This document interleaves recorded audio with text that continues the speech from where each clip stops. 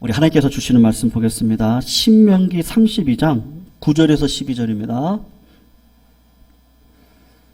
신명기 32장 9절에서 12절, 구약 313쪽에 있습니다. 신명기 32장 9절에서 12절 말씀입니다. 우리 같이 교독으로 읽고 마지막 12절 함께 읽도록 하겠습니다. 9절 말씀 제가 읽겠습니다. 여호와의 분깃은 자기 백성이라 야곱은 그가 택하신 기업이로다. 여호와께서 그를 황무지에서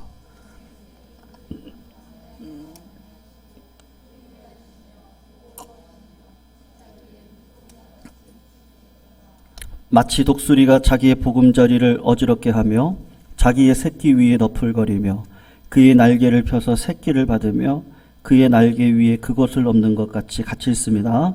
여호와께서 홀로 그를 인도하셨고 그와 함께한 다른 신이 없었도다. 아멘. 오늘 있는 자리에서 힘껏 날갯짓을 해라 라는 제목으로 말씀의 은혜 나누는 시간 되겠습니다. 여러분, 성도가 사는 길이 있는데 사는 길의 특징이 무엇이냐면 믿음으로 사는 겁니다.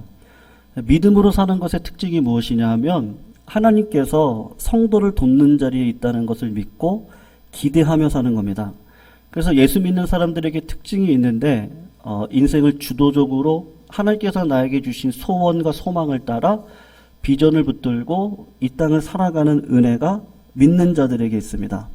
그래서 믿는 자들에게 있는 특징이 무엇이냐? 믿음의 다른 말은 설렘이 있는 것이죠. 내일은 어떤 일이 벌어지고 하나님은 오늘도 나의 발걸음을 통해서 무슨 일을 역사하실까라고 하는 기대가 있고 소원이 있고 설렘이 있는데 그것을 믿음이다라고 이야기할 수가 있습니다. 그런 설레는 가슴과 소원을 가지고 살아가는 성도들의 특징이 또 다른 형태로 드러나는데 그것은 매 순간마다 생명을 선택하면서 우리의 인생길을 걸어간다는 것이죠. 여러분, 우리가 왜 생명을 선택하죠? 오늘도 예배의 자리, 기도의 자리, 찬양의 자리에 우리 성도님들 나오셨는데 우문우답같이 들릴 수 있지만 내가 섬기는 우리 하나님 아버지가 생명이기 때문에 우리가 생명을 선택을 하는 겁니다. 여러분, 술을 마시면 잘 살 수 있을까요? 아니면 말씀을 먹어야 살 것 같습니까? 이건 상식입니다. 하나님의 생명을 가지고 있는 자들은 말씀을 먹어야 살 것 같고 기도해야 이제 살 것 같다. 그런 생각을 하게 됩니다. 그러니까 우리의 일평생 동안 오로지 해야 될 일은 생명을 선택하고 생명을 붙들고 살아가면 하나님께서 우리들에게 생명을 주시는데 내가 믿는 하나님이 생명이기 때문에 그런 것이죠. 그래서 우리가 먼저 해야 할 일은 성도님들 생명의 변화를 성도님들의 삶 가운데서 이루어내시는 겁니다. 그런데 우리가 살아가는 현실은 만만치가 않잖아요. 그래서 문제보다 크신 하나님을 바라보지 않고 문제를 바라보면 내 생각이 원망과 불평, 부정적으로 바뀔 수밖에 없습니다. 왜 부정적이 되느냐 하면 지금 당하고 있는 고난, 아픔을 당할 때 많은 성도들이 착각하시는 게 무엇이냐 하면 지금 나의 이 고난의 현실이 하나님이 나를 향한 평가라고 잘못 생각하시는 거예요. 네, 이런 말은 맞습니다. 내가 하나님 앞에 범죄했기 때문에 부족하기 때문에 죄를 지었기 때문에 고난당한다. 그것은 맞는 얘기입니다. 근데 더 큰 틀에서 생각을 하면 내 상황에 대한 나의 하나님의 평가가 아니에요. 왜냐하면 하나님은 생명이거든요. 나를 죽이려고 고난 가운데 두시는 법이 없습니다. 내 죄로 심판하실 수는 있지만 그 심판이 오래가지 않습니다. 여러분, 우리가 수술할 때 마취를 하니까 안 아프잖아요. 그 수술할 때 마취했기 때문에 배를 째도 안 아프고 그 쨌던 배를 이 바늘로 찔러가지고 꿰매도 아프지 않습니다. 근데 언제 아프죠? 마취에서 깨어나면 아픕니다. 수술한 성도님들을 찾아가 뵐 때 저 바깥에서도 들려요. 마취가 풀리면요 너무 못 견뎌 하시는 거예요. 제가 아는 성도님 췌장을 떼어내셨거든요. 당뇨가 너무 심하셔서 그 췌장이 제 기능을 못해서 그걸 띄어버리고 그냥 주사기 이따만한 걸로 매일같이 맞으시는데 그 췌장 띄어내고 다음날 신방을 갔는데요. 고래고래 소리를 지르고 못 살겠다고 그러고 조금 참으실 만한 분들은 말을 잇지를 못하십니다. 제가 앞에 있는데도 전혀 말씀을 못하시고 끙끙거리시면서 땀을 흘리십니다. 여러분 마취가 깨어났습니다. 분명히 아픕니다. 근데 왜 아프죠? 낫기 위해서 아픈 겁니다. 낫려고 하니까 아픔이 있는 겁니다. 아픔을 느끼는 그 시작부터 회복이 있습니다. 아픔이 없을 때는 치료를 하나님이 하고 계신데 내 인생 가운데 어려움이 있고 아픔을 느낄 때는 회복이 되어지는 겁니다. 근데 우리 주변에 많은 사람들이 아픔을 끝이라고 생각하고 절망합니다. 아픔을 회복과 도약의 출발이라고 생각하는 항상 기뻐하고 쉬지 말고 기도하고 범사에 감사하는 이유가 뭐죠? 내가 믿는 하나님이 생명이시니까 지금의 아픔에는 이유가 있기 때문에 터널 속에 두셨지만 빛을 반드시 보게 하시려고 인내의 말씀을 주시고 견디게 하시고 영적인 싸움을 하게 하시고 마귀와의 싸움 속에서 승리하는 인생길을 걸어가도록 나를 이끄시는 그 하나님이 생명이기 때문에 그런 겁니다. 여러분 오늘 본문 말씀을 보시면 이스라엘 백성들이 그냥 배경으로 알고 계셔야 되는데 430년 동안 노예 생활을 했습니다. 여러분 그 사람들이 가지고 있었던 그 영적인 습관이 아닌 인간적인 본능은 430년을 DNA로 가지고 있기 때문에 그냥 하나님의 나라를 당장 이룰 수 있는 사람들이 아닙니다. 그러니까 200만이나 되는 이스라엘 백성들은 언제든지 어려움이 오면요. 하나님 나 버리셨다. 원망과 불평을 일삼기에 충분한 자들입니다. 아직 영적인 DNA로 바뀌기에는요. 하나님께서 연단하고 훈련하고 인내로 사랑과 희락과 화평의 열매를 맺기까지 연단의 시간이 필요한 겁니다. 그래서 40년 동안 광야길을 방학해 하시는데 첫 번째 이유는 뭐예요? 맞아요. 그들이 죄를 범했기 때문입니다. 근데 두 번째 이유는 뭐예요? 호렙산이라고 하는 시내산에서 하나님의 법을 받았습니다. 그리고 가데스 바네아까지 10하루길입니다. 10하루길 동안 주님께서 40년 동안 광야길을 돌리시는데 왜 돌리시는 거죠? 특수 훈련 때문에 그런 겁니다. 이스라엘 백성들은 430년 동안 우상 숭배하는 거는요 아무렇지도 않아요. 모세가 40일 동안 금식하고 시내산에 올라가서 하나님의 영광을 배웠고 하나님의 율법을 가지고 내려올 때 이스라엘 백성들이 했던 건 금송아지 만들어서 우상 숭배했던 자들입니다. 그런 이스라엘 백성들이 40년 동안 하나님의 기적과 표적을 경험했거든요. 구름기둥, 불기둥, 이슬처럼 내려주시는 만나, 40년 동안 신발이 의복이 헤어지지 않는 하나님의 살아계심을 보았음에도 불구하고 성도님들 우리가 놓치지 말아야 될 것이 있는데요. 저를 바라볼 때도 우리 주변의 형제 자매님들을 바라볼 때도 뭘 놓치면 안 되느냐면요. 과정 가운데 있다는 것을 놓치시면 안 됩니다. 제가 무슨 말씀을 드리고 싶으냐면 사람마다 가지고 있던 상처, 아픔, 머리로는 다 알아요. 근데 신앙의 열매를 맺기까지는 하나님께서 저희들 서로 관계 속에서 제가 보니까 그래요. 때로는 오해도 있어요. 미움도 있습니다. 근데 참 신기해요. 기도할 때 그걸 다 이해하게 해주시더라고요. 과거에 이랬었고 그런 과정 속에서 그런 마음을 품을 수밖에 없었겠구나. 그런 마음이 생기니까 기도하게 되더라고요. 전심으로 기도하게 되더라고요. 그 사람을 위해서 하나님, 우리 모두가 다 훈련 가운데 있는데 하나님 우리가 서로 간에 포기하지 않게 해주세요. 서로 간에 원망하지 않게 해주시고 여러분 힘들고 어려울 때 가정에서 가장 먼저 하는 일이 뭐죠? 당신 때문에, 나 때문에가 아니죠. 너 때문에, 자식 때문에, 코로나 때문에. 자꾸 기도하면 할수록요, 우리 끝까지 같이 갈 사람들입니다. 형제 자매입니다. 아버지 관점도 똑같거든요. 아버지가 우리를 자식으로 생각하는데 우리가 잘못하니까 심판도 있지만 나를 잘되게 하기 위해서 특수훈련을 시키는 것뿐이지 나를 버리기 위함입니까? 그렇지 않습니다. 목회자가 성도님들을 바라볼 때, 성도님들이 목회자들을 바라볼 때 똑같은 마음입니다. 성도가 성도를 바라볼 때요, 나라를 바라볼 때 다 똑같은 마음 가운데 있는 것이죠. 그래서 오늘 본문 구절을 성도님 한번 보세요. 여호와의 분깃이라 그러죠. 내 백성이라고. 야곱은 그 택하신 기업이다. 여러분, 저도 군대를 다녀왔지만 여러분 군인들 그냥 훈련시키는 게 아닙니다.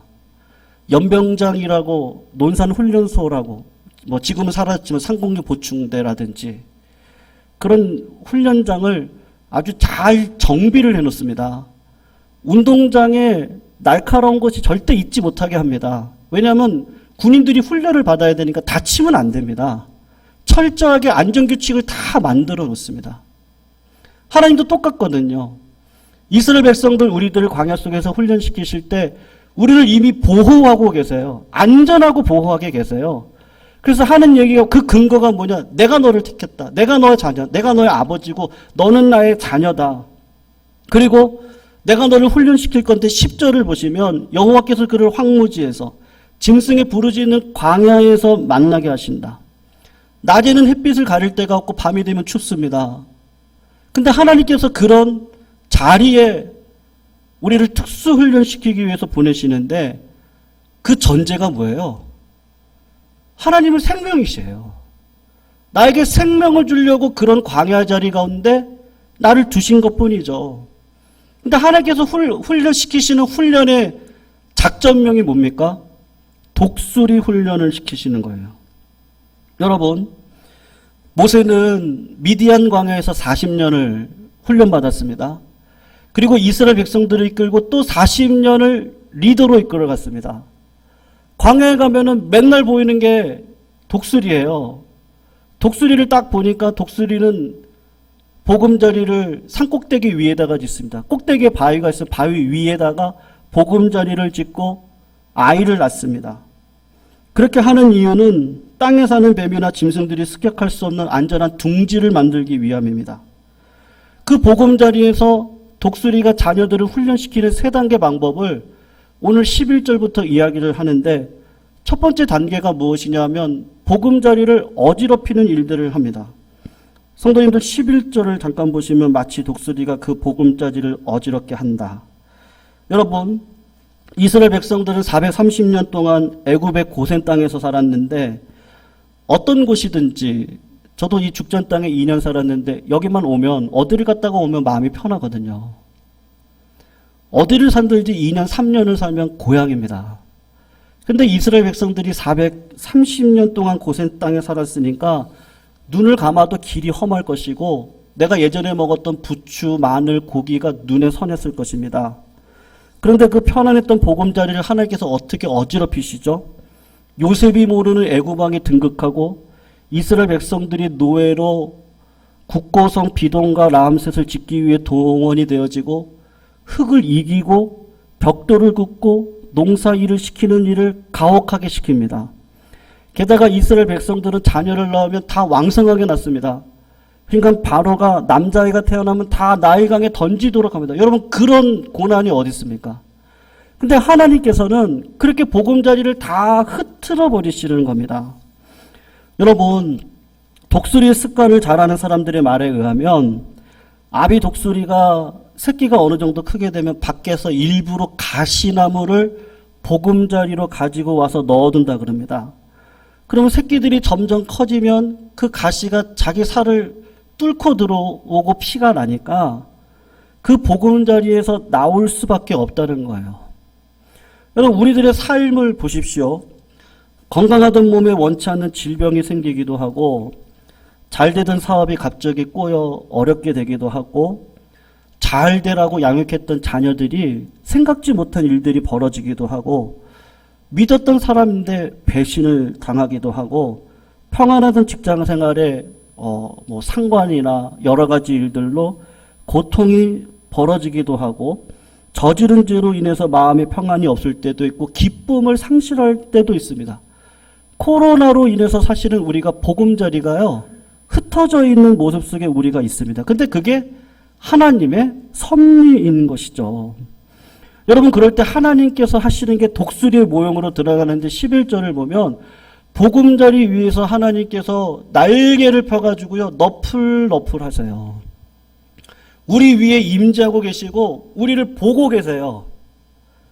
우리를 보고 계시면서 나를 보라고 하나님께서 말씀을 하십니다. 그때 하나님께서 독수리를 통해서 하시는 방법이 무엇이죠? 하나님이 내 아버지가 맞나? 그런 생각이 들 정도로 내 삶에 왜 이렇게 어렵습니까? 등을 떠밀어 가지고요, 절벽에 떨어지는 상황 가운데 있는 현실을 목도하게 합니다. 어미 독수리가 있는데 새끼 독수리를 낳아서 잘 키웠어요. 맛있는 지렁이를 먹이고 먹을 것을 잘 물어다 줍니다. 근데 새끼가 조금 크니까 어미가 갑자기 정신이 나갔는지 보금자리를 막 어지럽히고 새끼를 절벽으로 밀어내더니 뚝 떨어뜨리는 겁니다. 살려고 되지도 않는 날갯짓을 이 새끼 독수리가 하지 않겠습니까? 그때 어미 독수리가, 여러분 독수리 실제로 보셨죠? 저는 제 시골이 연천이기 때문에 북한 땅하고 가깝거든요. 독수리들이 많이 옵니다, 겨울이면. 그 날개를 피면요, 수메답니다. 엄청 크더라고요. 그 넓은 날개로 새끼를 받아냅니다. 그리고 또 가지고 와서 보금자리로 데리고 와서 우리 부모가 미쳤나? 하나님이 내 아버지 맞나? 그런 생각이 들 정도로 또 밀어냅니다. 반복을 하는 것이죠. 자꾸 반복을 해요. 어미 독수리가 목적이 무엇입니까? 새끼 독수리가 보금자리에 있으면 안 되고 열심히 날갯짓을 해가지고 그 신앙의 근육은 자꾸 쓰면 늘어나잖아요. 자꾸 근육을 쓰게 해서 창공을 향해서 날아가야 됩니다. 땅의 것에 신경 쓰고 살아가는 존재가 아니고 하늘의 것을 바라보면서 높은 허공 속에 날아가 세상을 압도하는 믿음을 가지고 살아가는 그 날갯짓을 하기를 원하시거든요. 그러니까 하나님께서 우리를 가만히 두시겠습니까? 왜 사도 바울이 고난이 유익이라 그러겠어요? 우리 다 알죠? 근데 실제로 당하는 과정 속에는 다 똑같은 경험을 하면서, 하나님 살아계시면 말 좀 해보세요. 하나님 내 아버지 말아요? 맞습니까? 그 과정을 안 겪는 사람은 단 한 사람도 없습니다. 다 겪어요. 거기서 해야 될 일은 뭐죠? 다른 게 없어요. 죽어라고 날갯짓 하는 거 외에는 없습니다. 근데 그게 생명이에요. 죽어라고 날갯짓을 하는데 이상하게 그것이 살아나는 은혜가 있습니다. 여러분, 한국적인 상황에서 오해가 되는 게 있는데, 여러분 신앙이 좋으면 절대로 가만히 있는 법이 없습니다. 이게 주도적인 인생을 살아가거든요. 하나님 하시면 되기 때문에 누구를 의지하지 않습니다. 그리고 내 삶을 객관적으로 바라보게 되어져 있습니다.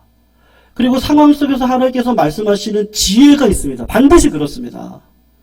하나님이 믿어지면 그런 지혜를 저희들에게 주시는데 주도적으로 살아갈 수 있는 힘을 주십니다. 근데 한국교회 신앙이 오해하는 게 뭐냐 하면 병적인 신앙인데요. 하나님께서 어미 독수리같이 우리를 벼랑에 확 밀었습니다.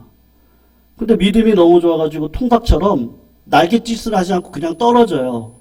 그럼 하나님이 받아주세요? 안 받아주세요? 받아주시죠. 내 새끼인데 죽일 수 없잖아요. 받아주세요. 그러면 하나님께서 야, 내게 능력 주시셔서 내가 모든 것을 하네. 야, 받아주시네? 그리고 또 아무것도 안 해요. 그럼 하나님이 또 떨어뜨리세요. 근데 또 아무 날갯짓을 하지 않네요. 하나님이 받아주세요, 안 받아주세요? 또 받아주시죠. 우리가 그렇게 은혜를 경험하면서 무엇을 깨닫게 되죠? 아, 하나님이 지금 나에게 날갯짓 하라고 하는 거구나. 그냥 멍하게 인생 살아가지 말고 우리가 영적 전투의 삶을 살아가야 되는데 마귀의 권세가 뭘 통해서 역사해올지 모르니까 마귀와 대적하고 싸우려면 근육의 힘을 키워야 되고 지혜를 얻어야 됩니다. 그런데 아무 노력도 하지 않아요. 인생에 투자가 없어요. 하나님께서는 물질을 받지 않으시지만 물질을 귀하게 여기십니다. 과부의 두렙돌을 귀하게 여기세요. 많은 목사님들께서 헌금 설교하시는 걸 두려워하시지만 저는 우리가 그렇잖아요. 내가 저 사람을 사랑하는데 물질이 안 갑니까? 밥을 사드려도 더 좋은 밥으로 사드리고 싶은 게 사랑의 마음입니다. 하나님 사랑도 똑같거든요. 물질을 창조하신 하나님이 물질을 받으시겠습니까?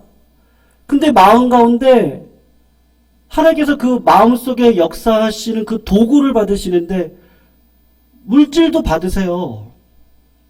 기도도 받으세요. 마음을 보시는 건 맞아요. 그런데요, 봉사도 받으시는 게 맞거든요. 그러니까 하나님 앞에 투자해야 됩니다. 내가 하나님을 통해서 뭘 얻어내려고 하면 통닭인데 하나님께서 날갯짓을 하도록 하면서 깨닫게 하는 게 뭐냐 하면 내가 주의 나라를 위해서 헌신합니다. 주의 나라를 위해서 내 것을 투자를 해요. 개척하는 마음으로 합니다. 뭘 바래서 하는 게 아니에요. 하나님 나라를 세우기 위해서 우리 모두가 다 헌신하고 투자하고 걸어갑니다. 여러분, 어린아이와 같이 맨날 우유 주세요. 우유 주세요. 30살이 돼서도 우유 달라고 하면 아니 어느 부모가 기뻐하겠습니까? 하나님은 정말로 아주 큰 꿈을 가지고 계시거든요. 우리 교회를 향한 아주 큰 꿈이 있으시고 성도님들을 향한 지금의 삶 이거 말고요. 더 큰 계획이 있으십니다. 믿으십니까? 더 큰 계획이 있으세요. 땅바닥 걸어다니면 너무 힘들어요. 근데 날면 세상의 원리가 보이고 마귀와 싸워서 이길 수 있는 힘이 있으면요.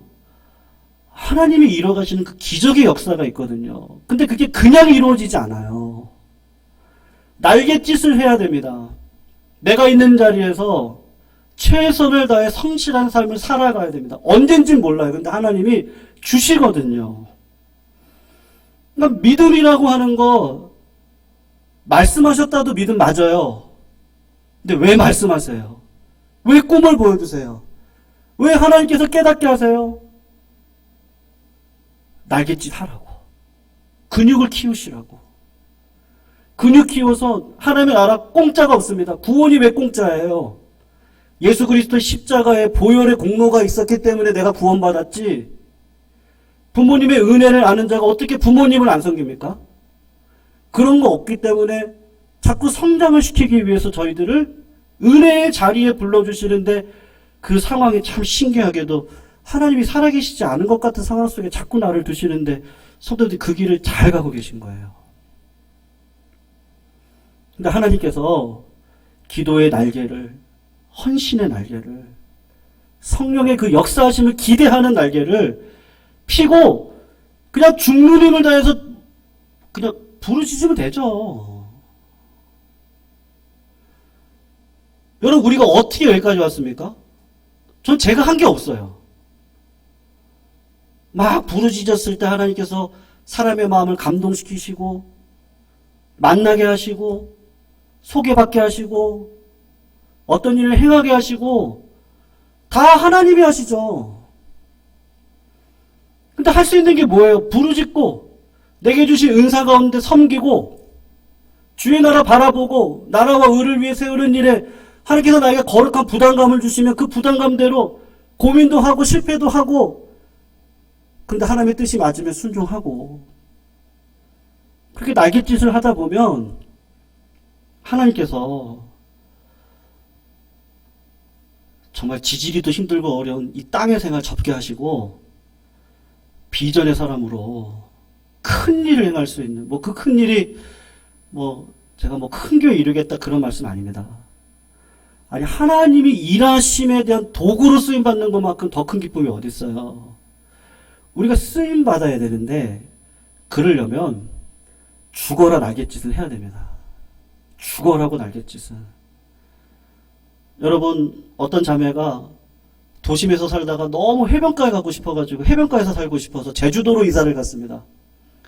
제주도로 이사가서 막상 해변가에 살다 보니까 바닷가에 들어갔다 나오면 끈끈하고, 침대에도 모래가 있고 거실에도 모래가 있고, 그 모래가 너무 지겨운 거예요. 그래서 다시 도시로 갔어요. 시골에 사는 사람은 도시가 그립고, 도시에 사는 사람은 저 시골에 가서 살면 어떨까. 근데 여러분, 맨날 우리가 그러다가 끝나면 안 되잖아요.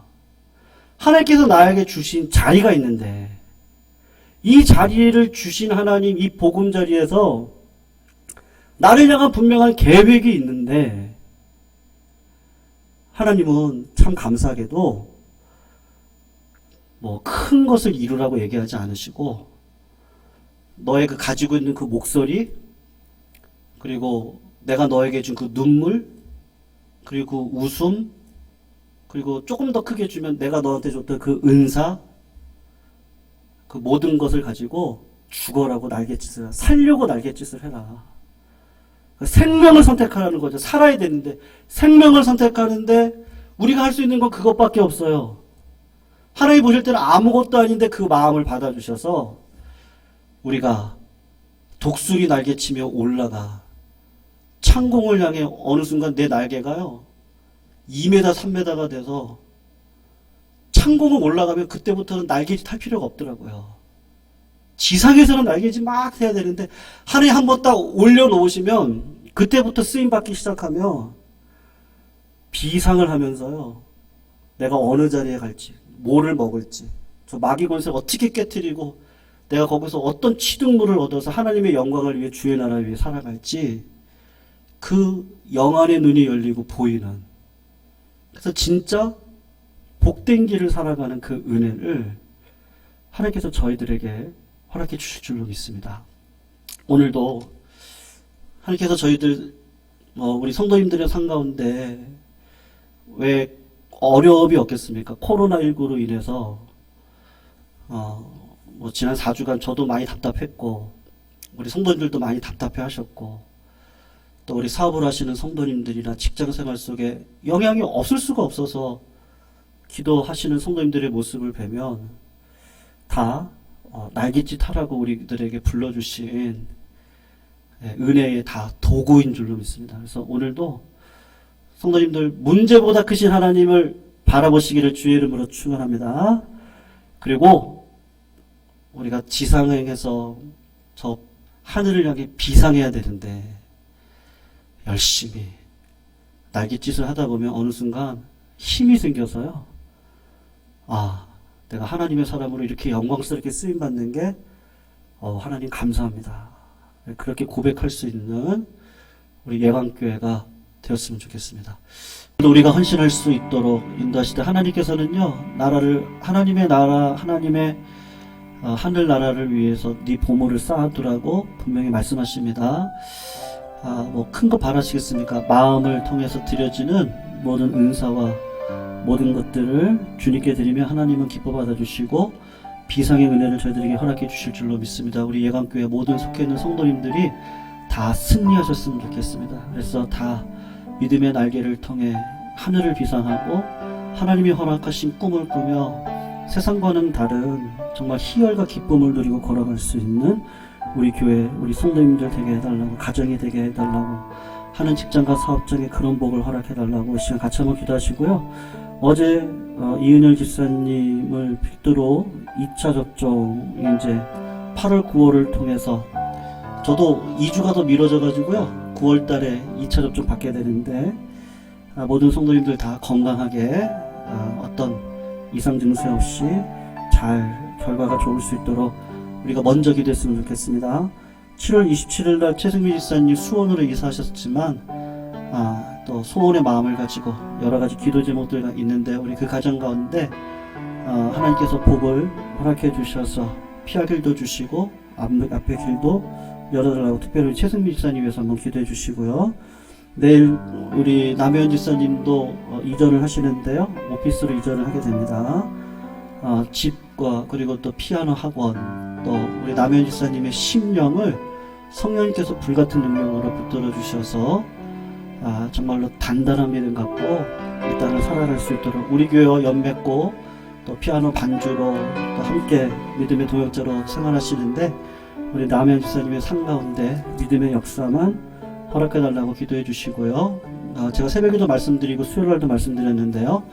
우리 정경희 집사님의 친오빠 지금 나이가 54세 젊은 나이신데 갑자기 뇌출혈로 인해서 병원에 지금 중환자실에 계십니다. 하나님 어떻게 하실지 모르겠지만 저희들은 그냥 있는 자리에서 힘껏 날개짓하면 하나님께서 살려주시고 그 과정 가운데 반드시 구원의 역사를 허락해 주셔서 이 젊은 시절을 하나님 앞에 올려드릴 수 있는 믿음의 역사가 반드시 있을 줄로 믿습니다. 기도 가운데 불가능을 가능케 하시는 하나님을 오늘도 구하면서 우리 성도님들의 삶 가운데 직장과 사업자 동일하게 작정 기도하시고 또 모든 삶에 하나님의 그 구원의 은혜를 기도하시는 우리 성도님들의 각 가정과 사업장과 직장 속에서도 놀라운 은혜를 베풀어 달라고 같이 한번 기도하시고요. 몰로 목사님 사모님 늘 여기 강건한 가운데 기도하시는데 기도 제목마다 응답되게 하셔서 온 교회가 살아날 수 있도록 역사해 달라고 같이 한번 기도하시고 우리 젊은 세대들 믿음의 세대로 세워질 수 있도록 하나님 내가 오늘도 십자가를 지는 등을 보일 수 있는 자리에 하나님 나를 세워달라고 같이 기도하시고 같이 나와서 기도 제목 붙들고 함께 기도하시다가 하나님의 은혜를 응답을 만나는 자리에 되기를 바랍니다. 우리 같이 하나님 앞에 기도 올려드리겠습니다. 사랑하는 하나님 감사합니다. 아버지 하나님의 크신 은혜가 넘쳐날 수 있도록 주여 은혜 베풀어 주시옵소서.